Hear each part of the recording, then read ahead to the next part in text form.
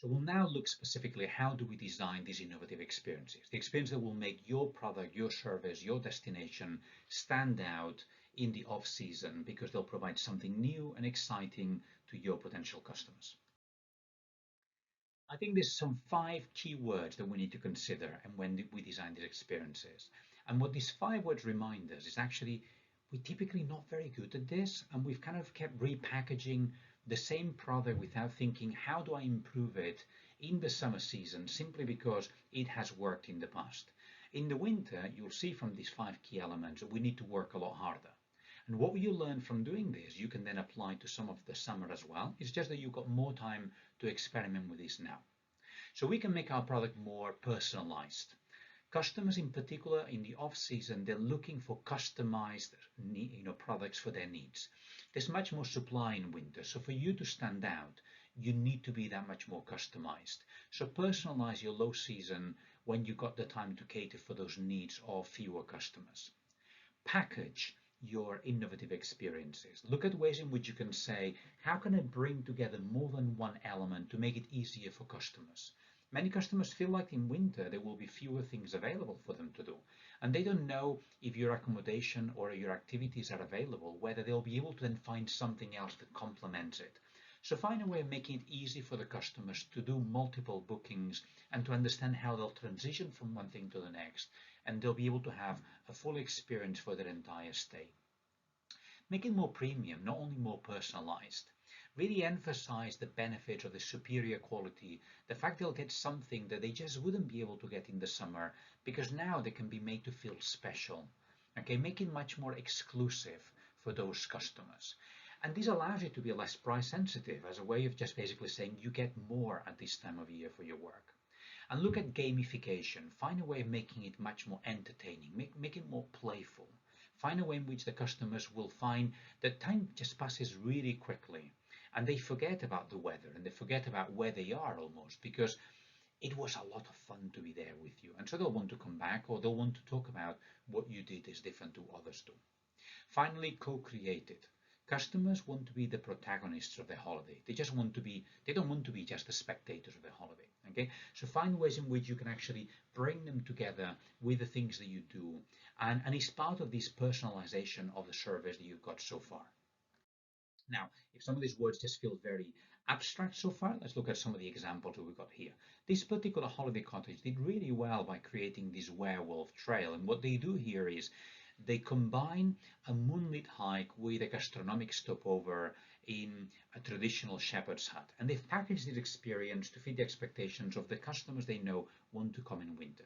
So they're mostly targeted to hikers and to family groups, and they mix it up in a way that will be available for accessible hikes, and they emphasize the local gastronomic delights, that the difference there will be through this. But they also explain very clearly that it's suitable for young families that may just find that the idea of walking in the dark is really amazing, but they can't do it for very long. So it'll start in daylight and then it'll finish in the dark, and the whole thing is less than 3 hours, and therefore it's still manageable despite some of the weather you've got. So the takeaway lesson from this is that you have to use the low season to revisit some of your classic routes, but to be able to give them a twist, to be able to allow people to experience it in a way they have not been able to do it so far. We've got a similar experience about the using the darkness as a USP for your product. And this comes from the Forest of Bowland in the northwest of the UK. So what they've done is they promoted winter as the best time for stargazing, and you can actually see the Milky Way on moonless nights with your naked eye. And so they've identified a number of dark sky discovery sites, and they work with tourism businesses to create dark sky friendly experiences. They've packaged it specifically around the February half term and also in the October half term as a way of encouraging dark friendly visits. So they've had to really do that particular point in time when we will then say, look, we're going to have individuals that will be able to help you interpret the location, but also the accommodations are much more prepared to tell these stories about dark skies at this point in time. They've done it like this to be able to get then a sufficient critical mass at that point in time, but also as a way of then saying, but look, if you're really good at this, you can come at any time of year. This is just the moment where we're packaging it specifically for first-time people who will not have either the equipment or the knowledge to do this by themselves. So let's find ways in which when we create these economies of scale, following from the case study we've just mentioned, we find other organizations that we can work with. Okay, so we have to find a common need between different businesses in your local area. Rather than all fighting for the very same customers, how do we find a way of enhancing what there is to do and creating a certain buzz about your locality and coordinate with those different individuals or businesses and share data about what's going to work or not going to work at this point in time. So never better than using an example. I think that the example here from Loire Atlantique is really useful as a way of showing how 5 different resorts created their winter seaside campaign. And they put together essentially 4 categories. They looked at thrills, which essentially was outdoor sports, but also well-being, nature, and family. And what they did is because they know that many of the French customers at this time of year, they go for ski resorts instead. They use kind of winter games as the language they use to actually give it a playful tone, to be able to show that actually you can enjoy the winter on the seaside anyway. And this multi-sector collaboration really worked particularly well for them as a way of creating the awareness that going to the seaside is not going to the beach, it's going to the seaside and enjoying the beauty of the seaside at this time of year, and it's got a really powerful appeal in itself. So when we do this, I think we can tap into people's yearning for meaningful experiences. And I think the word meaningful here matters a lot for us. Okay, create for your destination bucket lists. The extreme out of the ordinary experiences or the weird and wonderful experience that says, I dare you to try something that you never thought you would be capable of doing. And create a list of experiences that will link to reconnecting with nature or going back to simpler things in life and selling this kind of like, there is no internet is going to be great. You're going to have to talk to each other instead. Okay, replace your microwave with a fire pit, providing hampers with fresh local produce, give people local recipes of things to try and encourage them to post it on the internet afterwards. Learning that traditional savoir-faire, that idea of going back to your roots where you come from. Okay, and linking to all this, and I know this sounds a bit kind of airy-fairy, but how about exploring the sense of being comfortable with oneself, promoting the winter as an opportunity for mental wellness, meditation, enjoying experiences that bring people out of their comfort zone, and rediscovery and self-discovery of what you're capable of doing yourself. But we've seen many experiences, therefore, that you can do better in winter, or you can just do in a way that is very different. And during COVID, but also beyond COVID, I think the idea of these outdoor spaces for the colder months has really worked particularly well. These kind of luxury pods that this particular hotel first rented them, just in case they thought, well, maybe the investment will be too much. And then they realized actually people loved it, not because of COVID, but simply also because it just felt different. And we personalize them with candles, with lights, with blankets, with small heaters, and they're actually renting them for family parties essentially, or group parties. You can have 8 to 12 people in each one of these spots. You can rent them for £40 over and above the cost of actually the food and the drinks you'll have, and they rent them with 5 slots throughout the day, and they said they had to eat up to 5 slots because they were so busy otherwise. So what I'm proposing is that you design, therefore, innovative winter experiences where we translate emotions into experiences. And again, I know this sounds airy-fairy, okay, but how does your experience, how does your product transmit this kind of a very Danish hygge idea, this coziness, this idea of saying, well, when it's wet, it's cold, and it's dark, how do I compensate with warm and light inside? How am I selling through the photos and through the experience I'm selling timelessness? Approaching time differently. Winter is the time to not rush. And by not rushing, by providing opportunities that will take up time, what you're saying to your customers is, don't just come for Saturday night. Come for Friday and Saturday night, making a longer weekend.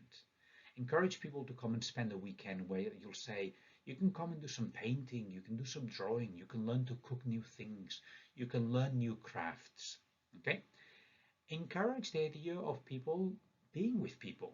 Right? Encourage holidays where you say the photos you're showing here are of people being together by the fireplace and laughing, having deep conversation, sharing experiences, some of the things that will be memorable.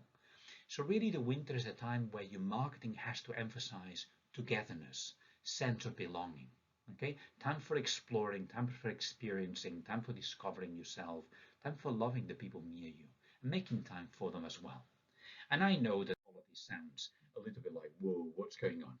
But again, examples really help you show this. And this particular hotel from the United States, and we can find examples elsewhere, really work with setting up fire pits in the rooms and just in the outdoor area just outside the bedrooms in the hotel. And it created a beautiful, romantic, cozy atmosphere all year round, but particularly in the lower seasons, in the colder seasons. What they did is they offer a $5 pack also that contains chocolate, marshmallows, and crackers, which is like the holy trinity required for making the all-American campfire classic of s'mores. Okay, so what we did here is we added a very, very simple treat, but what it did is added an amazing element of romance and coziness to the fire pit experience.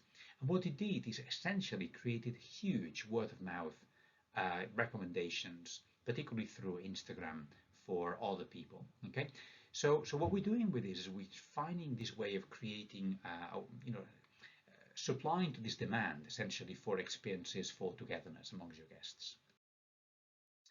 So it's really important you create a calendar. Okay, and think for yourself, what am I offering at different times of the year? So don't think of just the low season as this kind of long, vast, empty, period. But think, okay, what am I offering for Halloween to my customers? What am I offering for pre-Christmas office parties to come and use my location? What am I offering in terms of encouraging Christmas shopping in my locality? What packages do I offer for Christmas and New Year holidaying? How do we theme some of those packages? Either as this amazing for families, or you almost package it as the non-Christmas thing for the people that say, I hate Christmas, or I don't really want to be doing Christmas. Such as, for example, we'll have a jazz Christmas, or we'll have a folkloric Christmas, or however you want to package it and theme it. The really low time is between New Year's Eve and Valentine's Day. So we have to promote experiences here where we say, do we encourage people to buy Christmas gift cards or vouchers for their family members and to give them as a gift for Christmas? And then we provide an even bigger discount for people to trade those gift cards in immediately to come for a very quick, turnaround. But then we've got snowdrop walks, we've got the Chinese New Year, we've got lambing season. And by the time you realize you're in lambing season, it's March, you're already looking into spring, and then it feels very different altogether. Great example here of a farm that basically turned things around with a Shoptoberfest. Okay, and it's an amazing Halloween festival. Now you may be into scary things or you may not be, but what we know is that Tully's farm is packed. Okay, at this time of year, and it works really well to use special events and to use really impressive scenery and live actors to create this really amazing experience.